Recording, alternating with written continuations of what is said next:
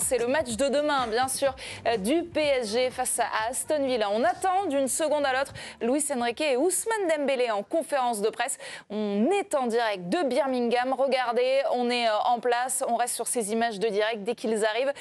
On allume les micros, bien sûr, mais d'abord peut-être on va voir la compo probable avec toi, Juju, avant ce match de demain. Avec ce traditionnel 4-3-3 concocté normalement par Luis Enrique et le retour surtout de Marquinhos dans l'axe de la défense parisienne. Il sera accompagné de Pacho, Nuno Mendes latéral gauche, Hakimi à droite, un milieu à 3 classiques, Vitinha, João Neves, Fabian Ruiz, et puis devant, Barcola, Désiré Doué. Il y a encore une incertitude pour ce poste-là. Ousmane Dembélé, dans cette qualité d'avant-centre, faux numéro 9. Et puis Kvaratskhelia, le Géorgien, normalement sera titulaire face aux Villains demain. Mis à part cette incertitude, Barcola, Doué, on s'attend à ce que Luis Enrique fasse du Luis Enrique. Il y a peu d'incertitudes sur le match de demain, non, Pierre ? Par rapport à la compo ? Oui, par rapport à la compo, rapport à l'énergie, par rapport à l'ADN, ça y est déjà qui est en place. Par rapport à la compo, je trouve pas illogique de mettre un Barcola qui aime plus la profondeur et qui peut évidemment punir si jamais Aston Villa tenait à avoir peut-être un petit peu plus le ballon. Mais voilà, moi je suis très optimiste pour le PSG parce que pour moi, pour qu'Aston Villa arrive à renverser la situation, il faudrait un très gros Aston Villa pour un PSG qui serait très suffisant et qui se laisserait un petit peu aller. Ce dont je ne crois pas du tout. Donc pour moi, il n'y a pas forcément de mal à partir du moment où ils mettent la rigueur, ils mettent de la discipline et du respect par rapport aux consignes. Le seul petit bémol que j'avais avant, c'était par rapport à Donnarumma et ses sorties. Mais maintenant, il sort. Depuis Liverpool, il sort sur les corners et il sort bien. Donc ça rassure un peu tout le monde et je ne sais pas comment ils peuvent renverser l'intendance à Aston Villa. J'y crois pas une seule minute. Peut-être s'ils sont meilleurs qu'au match aller et pour le coup à domicile, ils sont plutôt bons, Julien. En 2025, ils sont invaincus tout simplement à domicile. C'est 11 matchs, 8 victoires pour les joueurs d'Unai Emery. Il y a une seule victoire par 3 buts d'écart. C'était en Ligue des Champions, c'était face au Club Bruges. Vous voyez, 23 buts marqués, 11 encaissés sur cette séquence. Unai Emery, en conférence de presse, un peu plus tôt dans la journée, est revenu justement sur la force de jouer à domicile de ce stade Villa Park. Nous sommes très connectés avec nos supporters. Si on joue bien, tactiquement et individuellement, qu'on leur transmet de l'énergie, alors ils vont nous le rendre et nous rajouter de l'énergie. Jouer à domicile, c'est un plus, car nos fans nous transmettent toujours quelque chose et aident nos joueurs. Il faut y croire en respectant le PSG, mais aussi en exploitant Villa Park, qu'on ressente que c'est notre maison, notre forteresse. Alors ok, ils sont très bons à domicile, Aston Villa, Tidiani, mais les supporters n'ont jamais marqué de but dans un match. Ça montre bien aussi peut-être les limites sur la stratégie à employer pour Villa. Y a-t-il tant de marge que ça quand on a affaire à une telle équipe comme le PSG en ce moment ? Moi, je ne vois pas Paris jouer différemment de ce que les Parisiens sont capables de faire, c'est-à-dire en prenant le ballon, en essayant de jouer chez l'adversaire, en essayant de le récupérer très rapidement. Et ça va être plutôt à Villa d'essayer de trouver une parade, mais je ne suis pas sûr qu'ils aient tant de marge que ça. Ouais. Toi aussi, tu le sens bien, Brahim, le match de demain soir ? Oui, parce que le PSG nous a montré qu'il était maintenant constant dans sa manière de jouer, et c'est ce qui était rassurant d'ailleurs.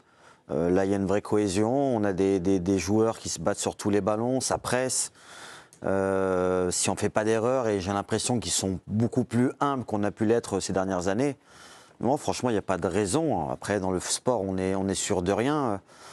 Mais si la concentration et le sérieux perdurent, il n'y a pas de raison qu'ils passent à côté. Le seul aspect tactique en fait, ou technique où Villa peuvent tuer Paris, c'est sur c'est la faculté justement à contrer ce contre-pressing du PSG, parce que c'est là où ils excellent et c'est là où ils étouffent complètement l'adversaire. S'ils arrivent techniquement à sortir de ces zones de pressing, après il se passe ce qui s'est passé quand Villa a marqué au premier match avec la perte du ballon de Nuno Mendes, c'est-à-dire qu'ils sont désorganisés et là ils font que reculer. C'est la seule possibilité, c'est de sortir.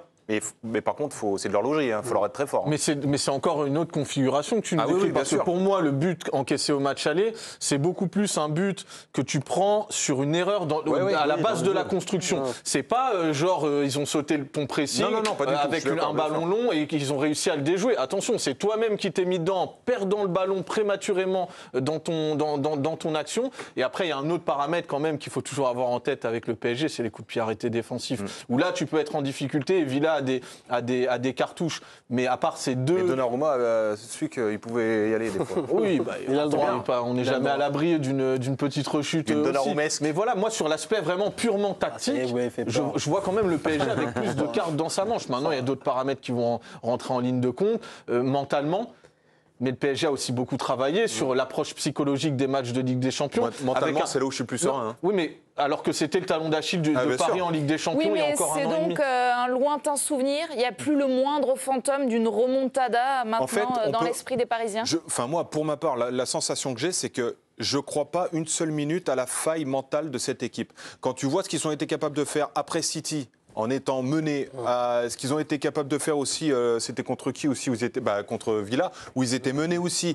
Il y a Tu peux même mettre il y a Liverpool jamais- où tu ouais, dois gérer Liverpool. la Liverpool. frustration du match aller où tu n'es pas du tout payé par rapport à ton contenu et tu arrives sur un match retour à remettre les mêmes ingrédients dans un contexte d'adversité encore plus grand parce que tu es à l'extérieur et contre une équipe qui est quand même plus forte qu'Aston Villa. Tu as des certitudes avec des attitudes en ayant conscience que tu as des joueurs à l'intérieur de cet effectif qui sont capables de faire la différence à tout moment. Je ne vais pas reciter les deux buts du match, les deux buts de Kvaratskhelia et Désiré Doué, mais tu sens bien qu'il y a un petit plus avec ces joueurs-là qui sont capables de concrétiser avec un maintien des certitudes, des automatismes, de la rigueur dans la discipline tactique organisée. C'est un essaim d'abeilles quand ils perdent le ballon. C'est affolant et moi je trouve que c'est la meilleure équipe d'Europe dans le contre-pressing. Ils étouffent l'adversaire. Je ne sais pas comment Villa peut s'en sortir en fait face à une équipe qui est La seule autant thèse, organisée c'est que la ça. thèse du petit relâchement.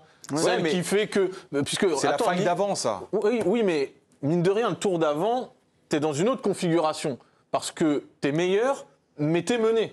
Donc finalement, tu n'as pas de question à te poser sur la Là, gestion du c'est match se retour. relâcher parce que le matelas est bien confortable Il y a avec 2 buts. les 3 buts marqués Il y a le au match aller. Il y a le pédigré de l'équipe aussi, et sans manquer de respect à Aston Villa, qui est une très bonne équipe du championnat anglais. Ça a pas je veux dire, on n'en a pas fait des caisses sur Villa Park comme on en a fait sur Anfield, Non, mais par ils étaient quand exemple. même sur un bon enchaînement de victoires. Non, Ça mais faisait, c'est pour ça que je dis que c'est en plus à domicile une équipe qui est à prendre au sérieux. Mais je veux dire, ça n'a pas l'impact dans les têtes que peut avoir un voyage à Anfield où là tu te dis en fait c'est quasiment mission impossible de base. Donc pour moi il y a la thèse du petit relâchement qui peut exister comme elle a pu exister dans l'histoire du Paris Saint-Germain. Mais c'est vrai que là on a l'impression que psychologiquement avec tout le travail qui a été fait par Luis Enrique, la communication qui désacralise les matchs de Ligue des Champions, l'arrivée d'un préparateur mental aussi avec l'entraîneur espagnol, on n'en parle pas assez souvent mais qui a, je pense, travaillé aussi dans le quotidien pour c'est là. que ce soit moins lourd. C'est pas la même équipe par rapport à ça.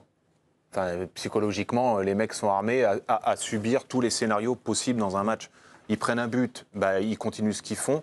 Si jamais ils en mettent 2, ils essayent d'en mettre 7.